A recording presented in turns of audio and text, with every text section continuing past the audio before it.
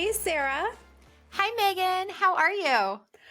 I'm doing well. I'm so glad I get to talk to you today because I have an situation, I guess I'll call this, and I have to be a Uh-oh. little bit opaque about the way that I describe it so as not to identify the person I'm talking about. Dun, Um, dun, dun. Dun dun dun.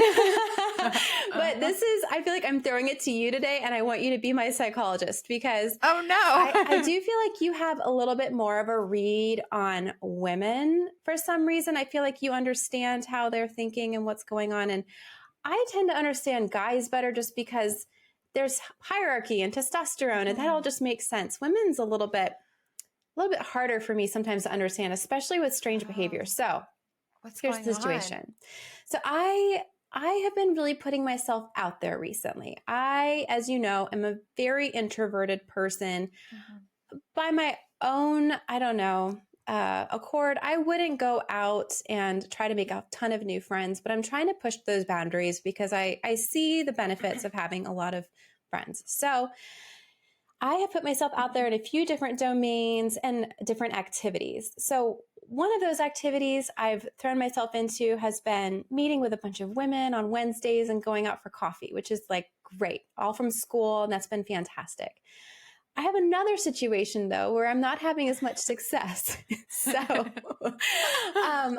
have a friend, I'll say maybe she's a friend or maybe she's an acquaintance, but where I've been really putting myself out there, trying to be a friend to this person. But the response has been very mercurial. Like I can never quite predict which version of this person I'm going to get on any given day. So Oh, one day no. it's like really warm and really we're really getting along with each other. There's the same vibe, like we're friends. The next day, I'll see her and I won't even get any eye contact. And I'm like, I don't even know how to say What? hi to this person because I'm trying to catch you to say hi and like nothing. And so it's been a very weird experience, and I'm not sure what to make out of it. I mean, That is it's so odd. Is this somebody you've met recently? It's a new friendship, yes. Yeah. But somebody that I was thinking we have a lot in common. It'd be nice to be her friend, reaching out. Um, Yeah. so it's been very strange, because I feel Uh, like I talk to people like you and it's just automatic, it's just like we click and it's not a question, and then other people, it's like, I don't know how this is going to go here and I don't know what uh, I'm doing wrong. oh, it's So, not you. It's not, well, yeah, that's the first thing. It's not you, right? Whenever somebody okay. treats me weird or says something odd to me, I always think like, oh, that's them. Maybe they're having a bad day, or maybe they're struggling with something personally. Like you're very Yeah. magnetic and really smart and really beautiful, and that could be Oh, thanks. triggering to some people. So maybe Um, she even would feel drawn to you and want to be your friend in some points, but then maybe in other parts or other days you could trigger something in her, right? It's not you. You're amazing. I feel like I tend to not pursue new friendships at all because no. I have friends, and then um I have friends with my children's school friends. I'm friendly with their parents, but and then I have you and my sister. So I don't, unless somebody's like really amazing. So my question back to you would be like, maybe you don't need to or don't want to be friends with someone like her, right? Unless she Yeah. added value in your life. If not, you have a best friend and your life is full. No, I'm just I'm kidding. so I grateful don't I do. I know. know. It's sort of been like just a personal challenge, and maybe Yes. that's why it's okay to step back from this one is like I don't Hmm. necessarily need it, but I want to push my boundaries a little bit so that I'm not Yes. so introverted, and I want to just challenge myself, but this is maybe not a challenge worth having. Well, and maybe it's not a fit, right? Like, so you're Yeah. meeting, you said you were having success with the coffee dates, and that's great, but maybe this one's just not a fit. Yeah. Sometimes like when you start to have kids or have, babies, you start to pursue new friendships. At least I did, and like other women that live in the same area that have children of the same age. And I would find right away that like sometimes it was out of convenience. And then after the fact, it was like, I think our personalities really don't match, and maybe or different life situations are happening, and it possibly could be actually more of a draining relationship. And maybe I don't want that, but Mm-hmm. I don't know. Pull back a Yeah. little bit, see what happens. Yeah. Maybe I will pull back. Pull back from that one. But I also, know. I think moms have so much on their plate right now, and Yeah. we're very fortunate to have a lot more balance in our life than I think I see in other moms. And it possibly could be on those mornings that she's not making eye contact. Maybe she just doesn't have the capacity to connect with anyone else that morning because maybe she's been on full on mom duty, or maybe she Yeah. has to go to an office for a 9 to 5, or I don't know. But there's so many pulls on moms right now. Mm-hmm. But no matter what it is, it's not you. You're fantastic. Okay. Thanks, Sarah. Oh, you build my confidence. Thanks. Aw. Yeah, thanks for your Yeah, advice there. of course. That was Yeah. fun. How are you? I'm doing good. I'm doing good. Okay, I had a strange situation happen though, and I'm gonna do a callback to our retail misadventures episode. Oh, So yes. I had referenced in that episode that I had a really great shopping experience with Pottery Barn, and so Mm-hmm. we are moving, and I need a bunch of rugs for our new house. And yesterday I thought I'm just going to pop into Pottery Barn by myself because I want to feel the rugs. It's so hard to buy rugs online. I want a soft one, right? Yes. And there's a lot of places to look, but Pottery Barn happens to be close to our house. And I was like, I'm just going to go in. I had the strangest experience, and I have been dying to tell you, but I was like, I'm going to save it for the podcast. So the women that work at Pottery Barn are all much older. They're like in their 50s, 60s, 70s. And it seems like they would have like an interest in interior design to want to work there, right?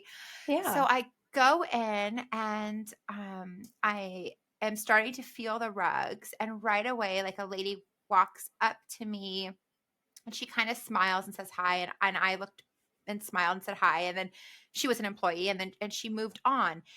And then I had a few questions come up. So I went to seek her out because I thought, oh, she recognized me and let me ask her advice on these rugs. And I was looking for a specific swatch for one I saw online. Yeah. Well, immediately I walked up to her, and she wouldn't make eye contact. She was like dismissive. She was looking at something else, and it was so Mm-hmm. odd.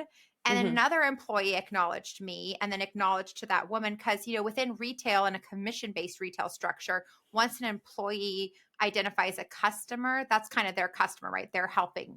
So I had kind of already been matched up with that lady because she had acknowledged me first out of the other Yeah. staff members. Mm-hmm. So she was really dismissive and cold and odd, but I still asked her the question, and she gave me short answers and didn't have an answer really. And I just thought, oh, whatever. I'm going to go back to the rugs.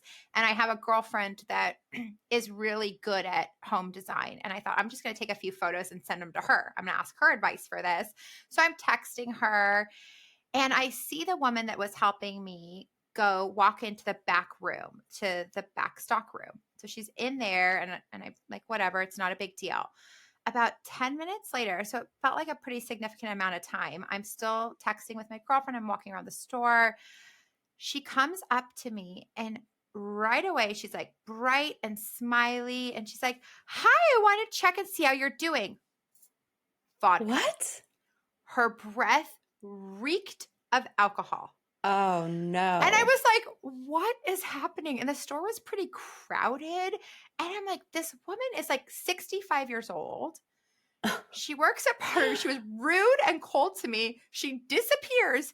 And now she's being really loud and overly friendly. And she's freaking drinking. Like, this is Wow. bizarre. Is that crazy? So That's crazy. right? I just said, oh, I figured it out. I was texting my girlfriend, I'm just going to buy it online. Yeah. And immediately she was rude and shut me down because, of course, like, she's not going to get commission off that product. But they didn't have it in store, and there was really no benefit to having her buy it online for me versus me. I was literally in the process of checking out on my phone right there. But can you believe that? No, that's wild. That's a crazy Which, story. is that crazy? I was like, Yeah. this woman is just drinking, and Was she I, warm the first time she came and checked on you? she was, she appeared to be warm, but it was so brief. She smiled Okay. and said hi. And then when I approached her after that, it was like not acknowledging me, cold, very odd behavior. The whole thing was odd. Hmm. And then afterwards, I went on Yelp to look up the store because I was like, I wonder what the reviews Yeah. are. They have a 2-star review. All the reviews are like, this staff here is terrible. They're so rude and dismissive. I'm like, oh my God, is this store just staffed by a bunch of 6-year-old women who are drinking? Like, what is happening? Wow. Okay, Isn't I that gotta weird? figure out what store this is so that I don't go to it. It's Potter. Well, it's the Which one Pottery it Barn. is though? Is it the one Yeah, there used to be one between us. it is the one between us. Okay, it's that one. Okay. But Oh I mean, I gosh. still like, I don't know that I even needed her help. I probably was engaging. I was kind of looking for some advice on the rugs that they sell. And Yeah. I realized I wasn't going to get that from her. So I was figuring it out on my own. Like, I still will shop with them. I like their products. But Yes. is that crazy? And then I just felt really sad on the way home. I'm like, oh my gosh, what kind of life is this? Like, you work at a retail shop when you're that age and you're Yeah. drinking? Yeah, she Something's must be so unhappy. There must be something going on that she's self-medicating or whatnot. But regardless, it's totally It unprofessional. was And crazy. And it was a Saturday. It's like a super busy day of all these people shopping. I mean, how does Bizarre, the right? boss not notice too? She I went back don't there and like know. taking a shot and then coming back I out. have no idea. I will say I have a very heightened sense of smell. It's just Mm. something that I've always had. And my husband will always joke about it that I can smell like things really well. But I think anybody would have recognized that smell and Oh, the personality change. I was like, yeah. are you a psychopath? Like, what is happening? She might I have was been like, I mean, she might have been in withdrawal and then got what she needed. And then all of a sudden she's back to happy go lucky, except unless you don't do what she wants and it was buy from frightening, her. That's right? weird. It That's was so unpredictable. it was so weird. I was like, I'm just moving away from you. Like, Yeah, this I'm is going to get away. bizarre. This whole thing is weird. That is so Anyways. weird. And like, do you tell the management or just like walk away? I Oh, assume just like walk away, but yeah. No, part of I you is feel like like, why would you hire this I person? I know. mean, I don't Maybe know. they're all like that. I know they all kind of look the same. They all look like Karens. No. We're gonna have to edit that out. Oh, are we? Is that a I'm bad just thing kidding. to say? Oh. Oh, sorry to anybody named Karen. I know. No, Yeah. actually, we have a very lovely Karen in our life who I adore. So Aw. it's unfortunate for some people that I that's know. the reference. There's good Karens and bad Karens. Just don't be a Yeah. bad Karen. Yeah. Yeah. I know. Oh. Well, welcome to Platinum Perspective, the show about beauty, travel, luxury, and more. I'm your co-host, Sarah. And I'm Megan. Sarah and I are best friends who put the work in to get the most out of life so you don't have to. So today we're going to be diving into a very useful concept, and it's called mindfulness. So we are about to go into a season right now of holidays, of decorations. There's a lot of wonderful things coming our way with Thanksgiving and Christmas coming.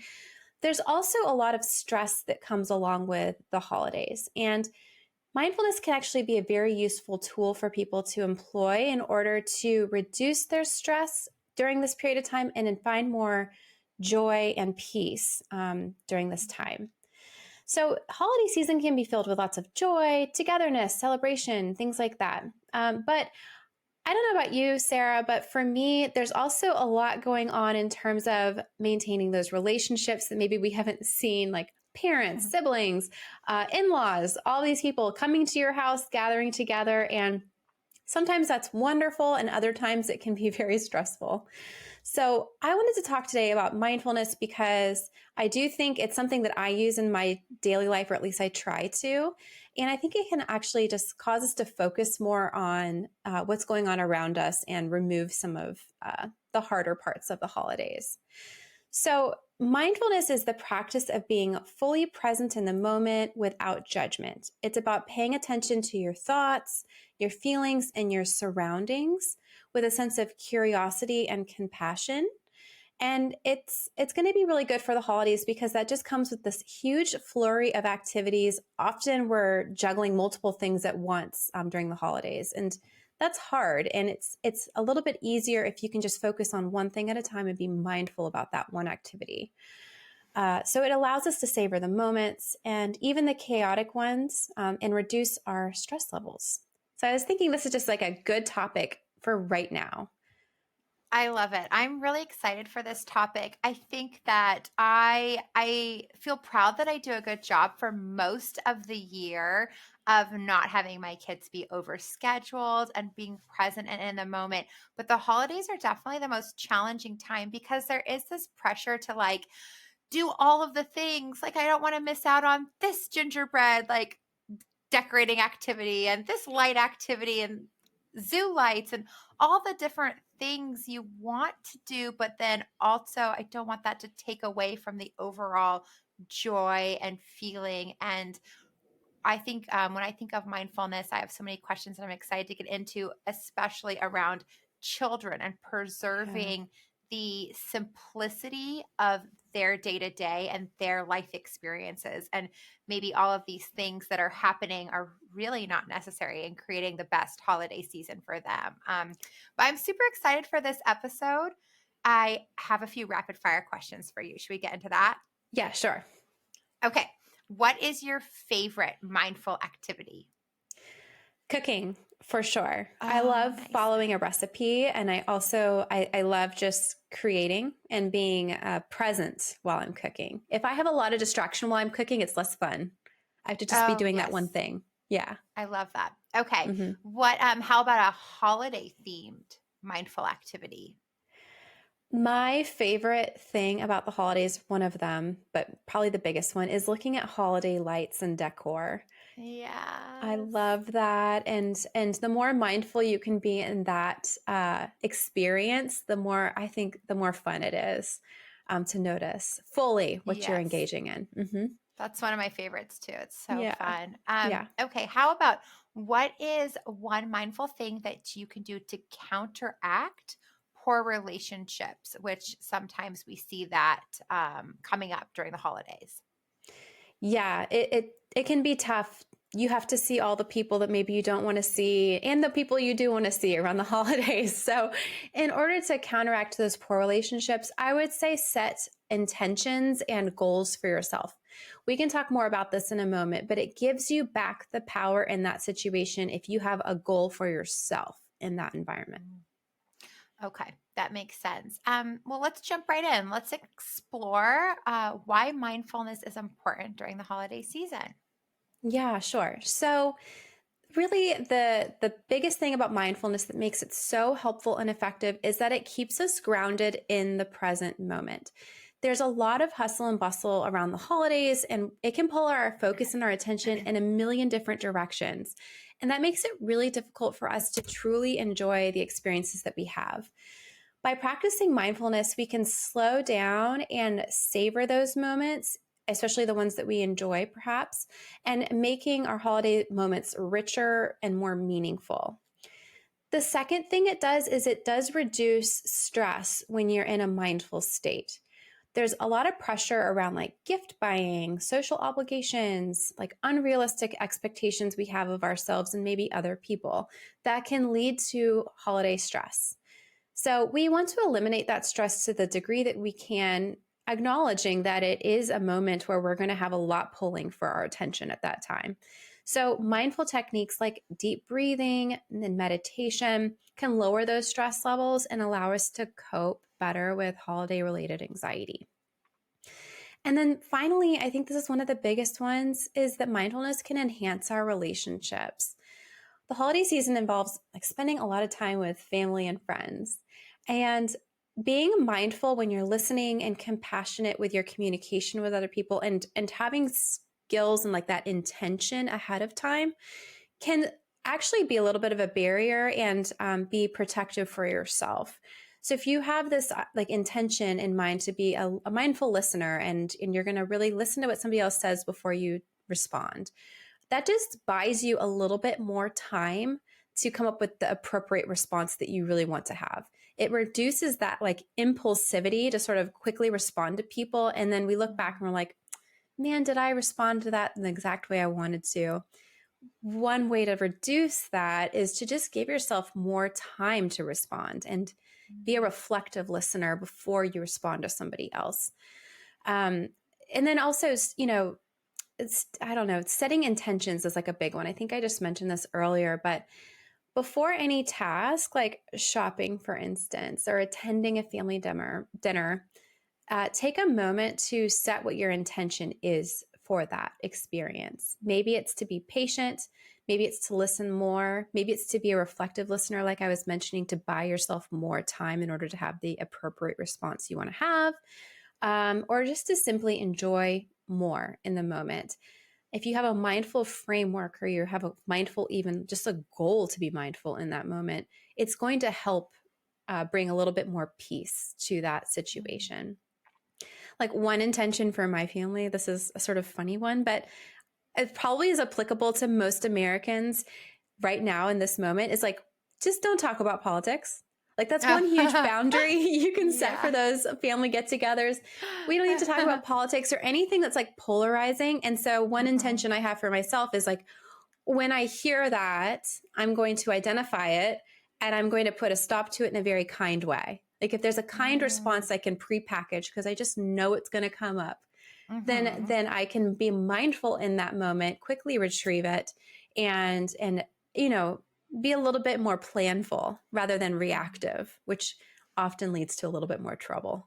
So that's like triggering the Saturday Night Live skit for me about the holiday dinner where they are all talking about politics. Have you seen that one? It's amazing. Yes.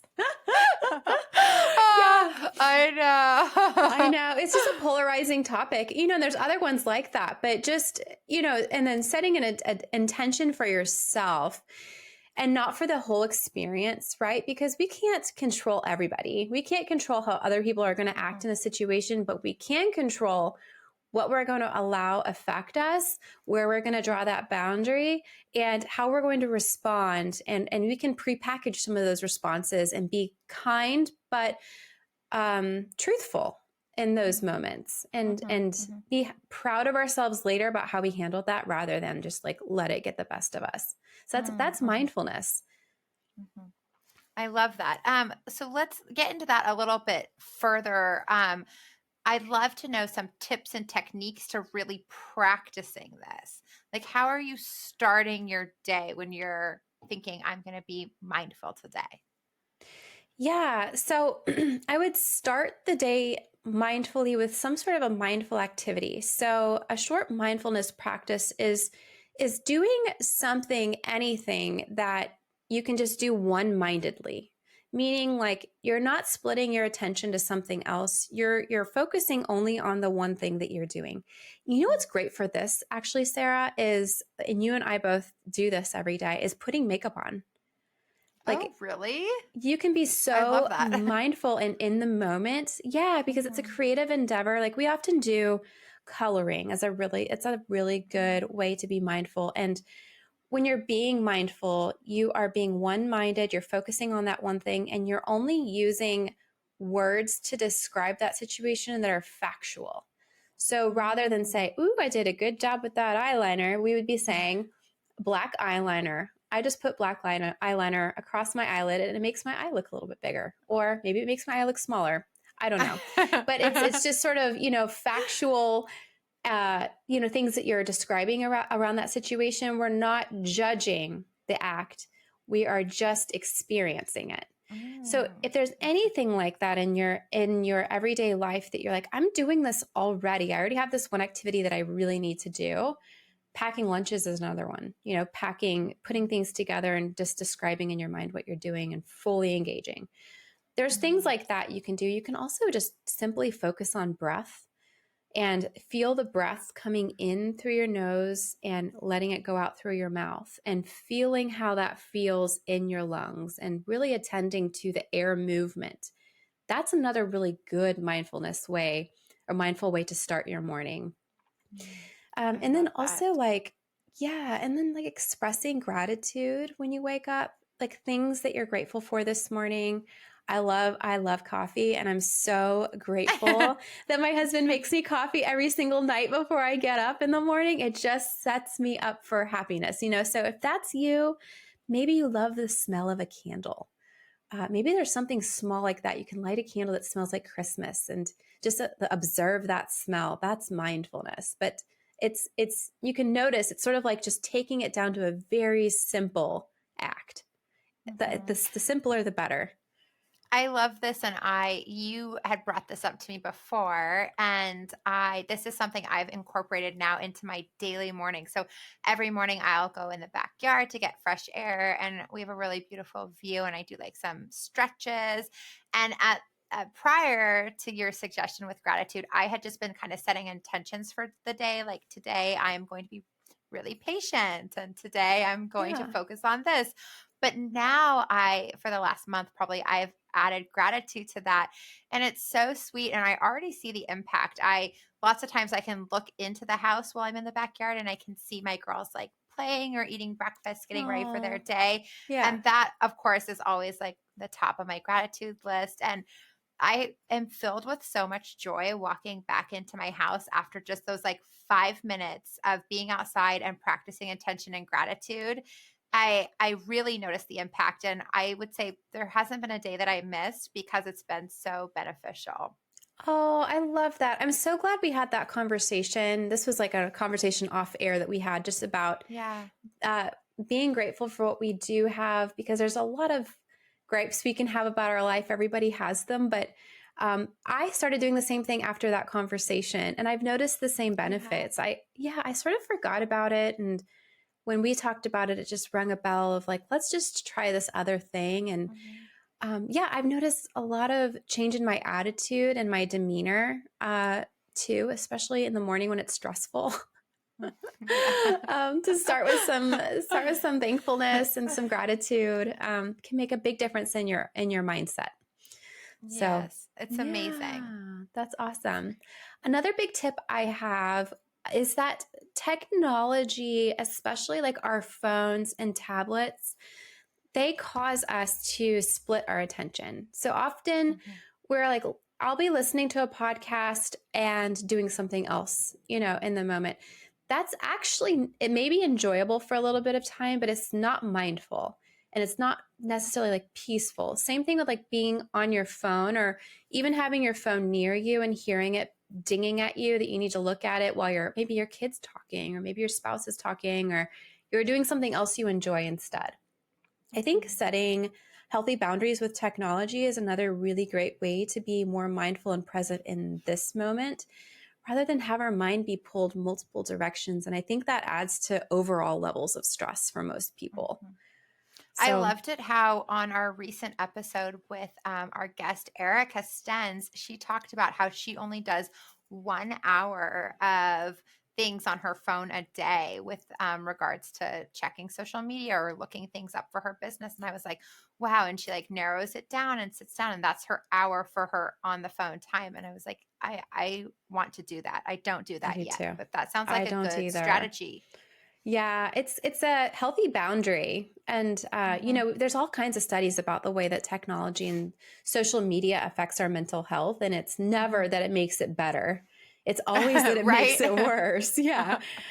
So yeah, I think I love that too. Maybe I'll try to do that also, but just limiting the amount of time that I'm on it, and specifically when people are around me, not being on it, because not only does it Yes. affect your own mental health, but it conveys to other people that they're not as important. So, you know, if you're trying to maintain a Yeah. nice social relationship with somebody, including children, having the phone in their face all the time is not conveying that you matter, you know, so Yeah. pulling And when that they're back. little people, that's so important for them to have your full attention. Yeah, And we don't know what absolutely. that's like. Like, we Mm-mm, don't know what it's like to grow up with parents that had technology. The studies are still not even completely out there, right? Because this generation mm-mm. has not grown up. The generation that has parents that have cell phones like this with this technology, they're not grown up yet. We don't know what it's going to do to them. I'm Yeah, sure and it's not going to be good.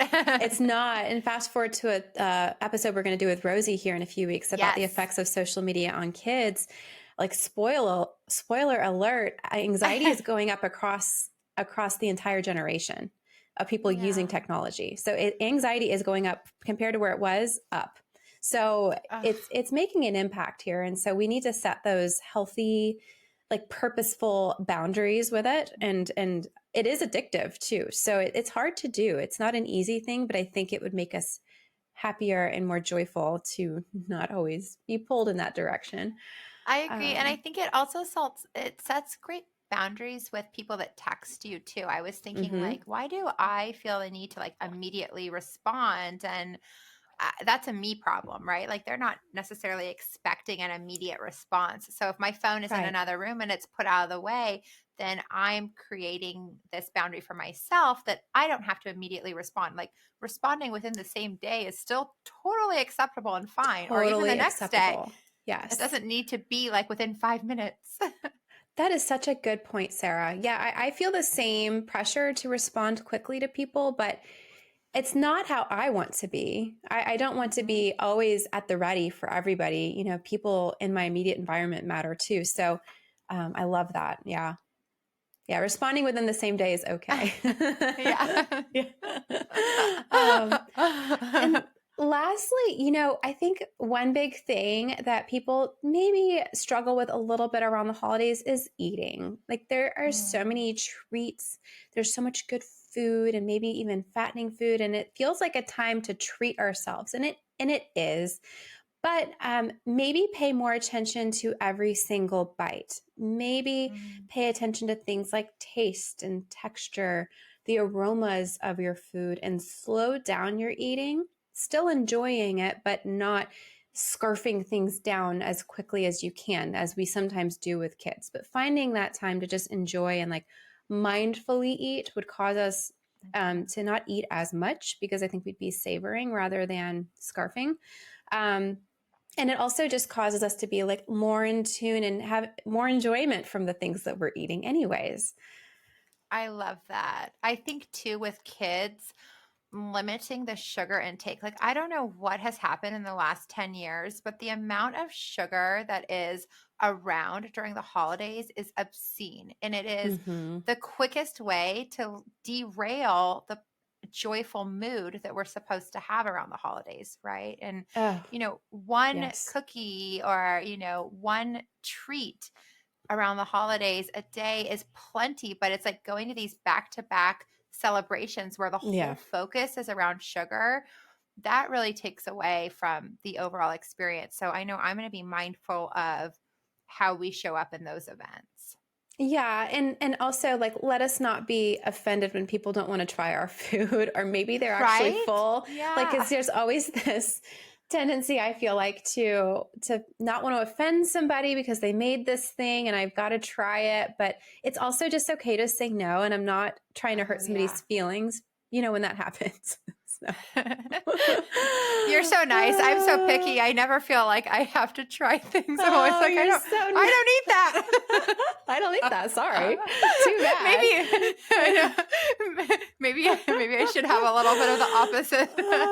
No, Maybe it's like these a southern thing that like you have to oh try the stuffing, you have to put something of each oh person's thing on your plate, and you got to have this big old overflowing plate of food. And sometimes I'll oh do yeah. that, and then I won't eat it. I'll just like move it around the plate like I've done something, like I've eaten something, and then later Oh get rid of it. But it's like, why? Who cares? Like, it's just oh food. We yeah. don't have to eat it, right? Like, it's fine. Oh yeah, definitely not. Yeah. So these are good mindful tips. I love talking about this kind of stuff as it triggers things that I want to be doing. I think like my next question though, the idea of mindfulness is so broad. hmm Could you break down a little bit like exactly how you do these things? I think that would be really helpful. Yeah, there are like building blocks to mindfulness, and the three big building blocks are called observe, Mhm. describe, and participate. And you do them in order like that. So you start with the observe, okay? And observe is the first aspect. You're going to notice things with just your senses. What do you see? What do you smell? and you don't even put a word to it. And this is actually really, really hard, to just be in your environment and have no judgment about what's around you and not even describe it. Like, don't even say, I'm looking at a camera right now. I can't even say black. That's describe. That's not observe. Observe would be just using my eyes to see the camera. That's it. So That's hard. It's hard. It takes a lot of practice. But the more you do it, it's like a psychological muscle. The more that you do it, the better at it you get. And don't judge yourself when you notice your attention taken away from observe. Just mindfully and non-judgmentally bring your attention right back to the thing you're observing.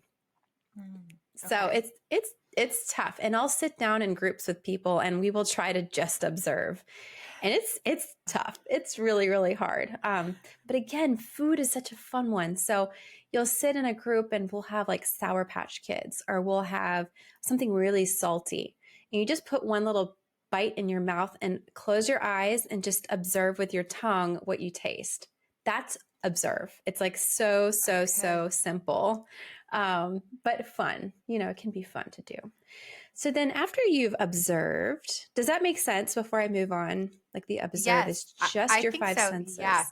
Okay. I'm laughing because I think it sounds simple, but I think it's really hard to do. It's so hard. As you were talking, I was trying to do it with my environment that I'm in right now, and I was massively failing. It's hard. It's hard. Yeah, it's really tough. And you weren't failing because that's a judgment. You have to come up with another way to describe that. Right?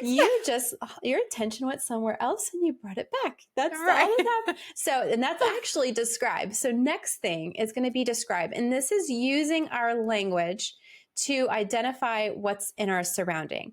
Now, this is also hard because things are not good or bad. They can't be. You have to have no judgment in your describe words. It has to be just using words to describe your observe. So the things you've observed with your five senses, now you describe with words. The thing that we have always going through our mind, and this is from a cognitive behavioral standpoint, or, thinking about that foundation there, we always have a running commentary in our brains, whether or not we want to admit that or not, or whether or not we even notice. It is there, and we actually can access that running commentary.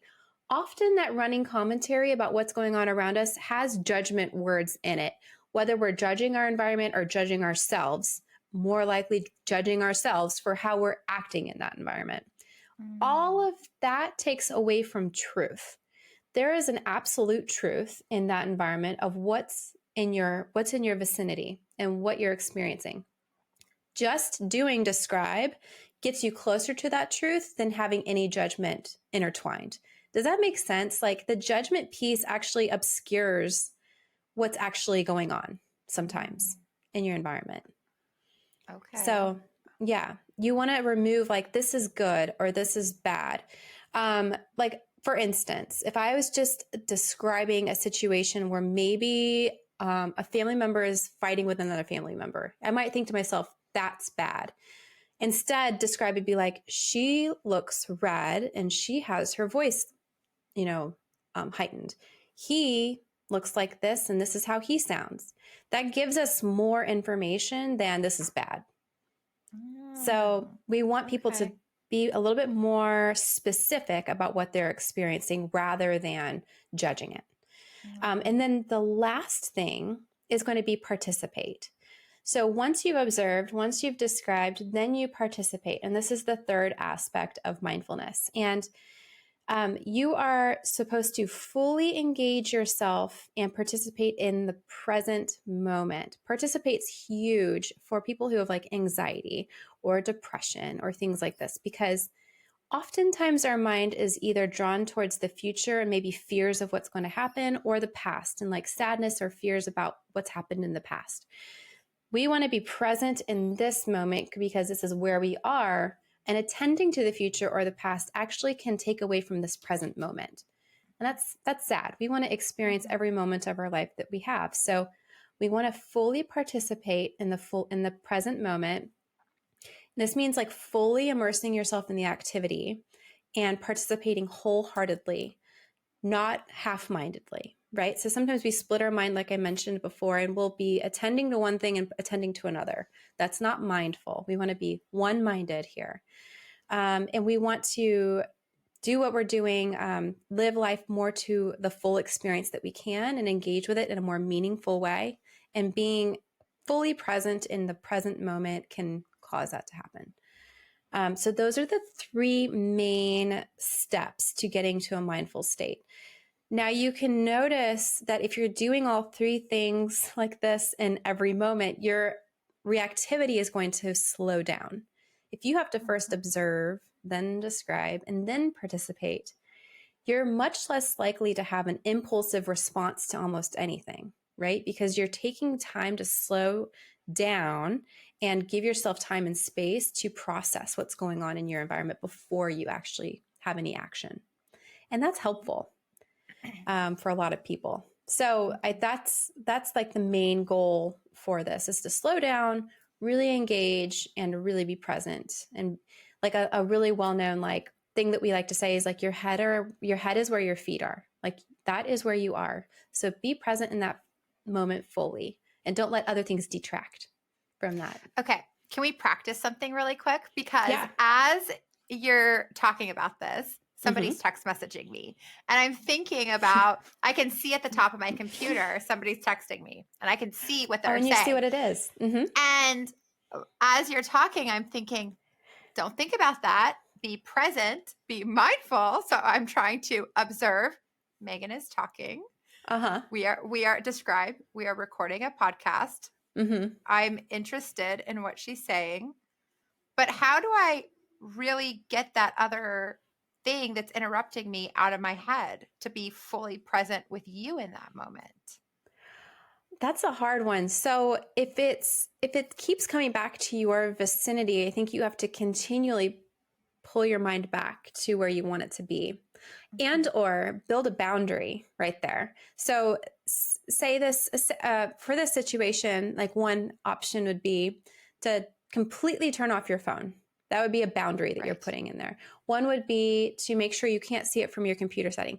But maybe like a more problematic like situation would be like somebody keeps bothering you during your holiday meal, right? And it keeps coming back to you, and you're trying to be mindful to the food that you're eating, but this other person keeps bothering you or affecting you in some way, shape, or form. In that situation, you could build a boundary. You could take your plate away and go walk somewhere else and eat it. Or you could just sit there, sort of maybe tolerate it if that's what you decide to do, but continually bring your mind back to what you're eating, and maybe even steer the conversation in a way that is where your mind wants to go. Maybe you're really enjoying this food, and so you want to talk about that. So talk about that. You can do that, and you can be mindful in that moment, and maybe reflective to somebody else. Like, I get what you're saying, but like, I'm really enjoying these sweet potatoes right now.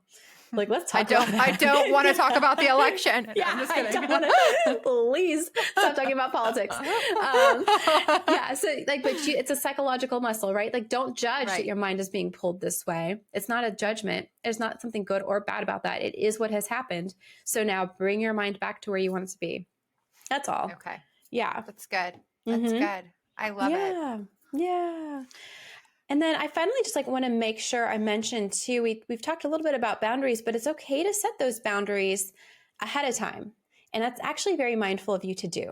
So if there's boundaries you don't want crossed during any sort of holiday experience that you're having, and you have a tendency that maybe this happens all the time, or maybe this happens every year at Christmas, and you don't want it to, have a prepackaged, boundary that you are going to set, and set it in a kind manner, but come up with how you're going to set it, ahead of time, so that it doesn't catch you off guard, especially if we can predict that it's going to occur anyways, right? Then we're not off guard. We want to make sure we're planful about the way we're talking about it, and also prioritize self-care during the holidays.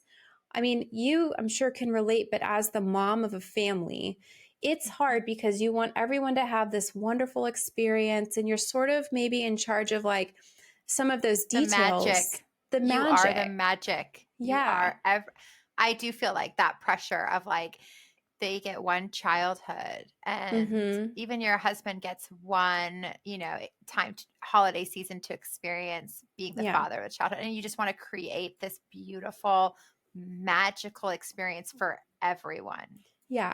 And that's hard. So I think we need to realistically give ourselves time for self care, be that exercise, be that time to ourselves to put our makeup on, things that make us light that candle, anything that gives you some pleasure and that's something of like, that's yours. Give yourself that You're self telling me care. to go book a spa appointment, right? Is that Yeah, where this is leading? exactly. Yes, yes. Go get a spa appointment. Go take care Yeah. of yourself because you want to be present. And you can't do that if you're sacrificing your well being for everybody else. Mhm. Then you're taking away your own joy and your own presence. And that obviously, like that also detracts from your family. So it's a roundabout Yeah. circle that we go in. So make sure that you're taking care of yourself too.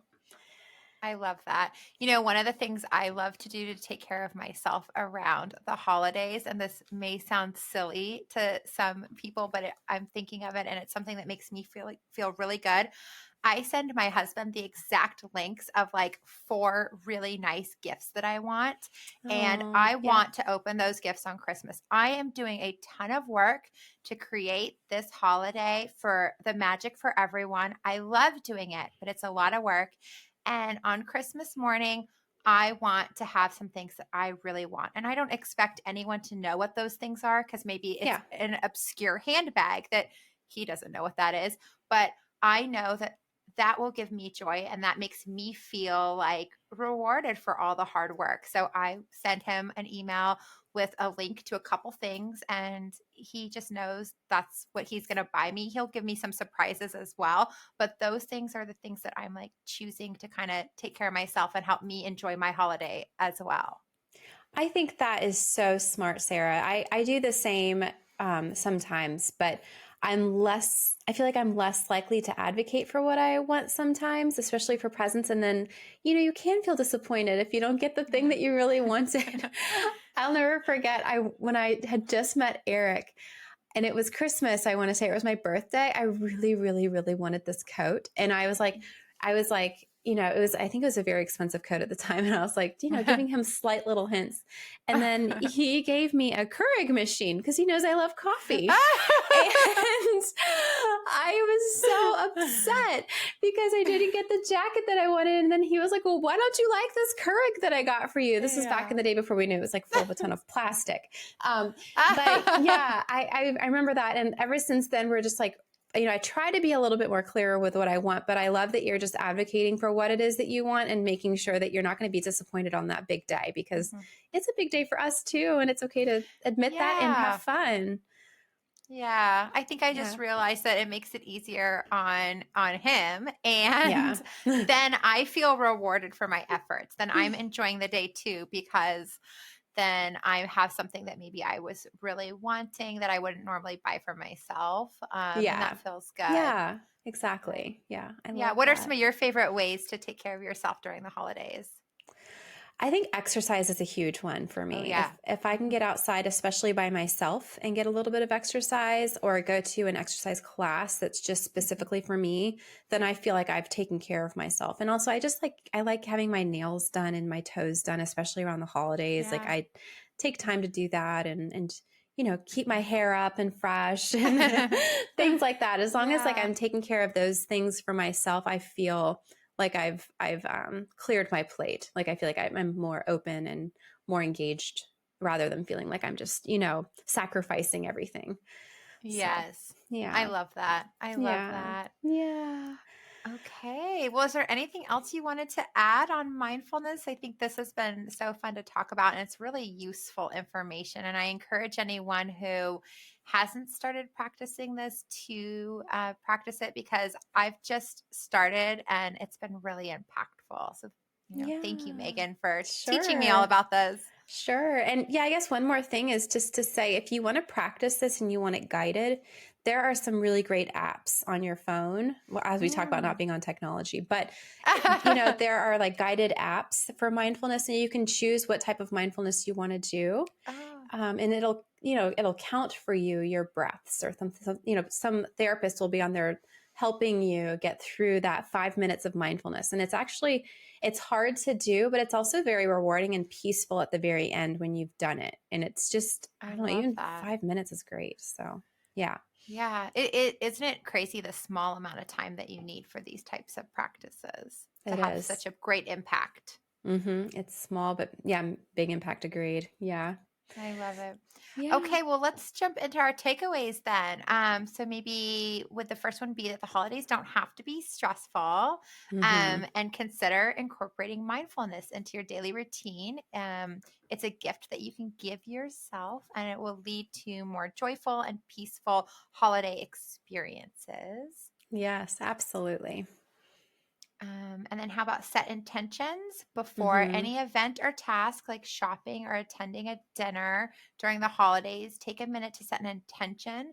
And maybe it is to be patient or to listen more or to simply just enjoy the experience more for yourself. Yeah. And one add on to that is it has to be specific to you because we can't control other people. Okay. We can control ourselves. Yeah. Oh, that's a good, yeah, that's good. hmm But I hmm want to control other people. No, I'm just kidding. That's another episode. Okay, we can cut Yeah. that if we want to. That's okay. Okay, and then lastly, set boundaries internally before any holiday get together or activity that you think might be stressful. And don't let sorrows of the past or the fear of the future steal your joy. Your head is where your feet are, and live each moment to its fullest to the best of your ability. I love it, Sarah. That perfectly sums it up. That's right. Well, this has been so much fun. Thanks for talking about mindfulness with me today. Yes. That's all for this episode of Platinum Perspective. Thanks everyone for listening and for watching on YouTube. Please tune in every week for more beauty, psychology, travel, and luxury. And please tell your friends to rate, like, and subscribe. Bye.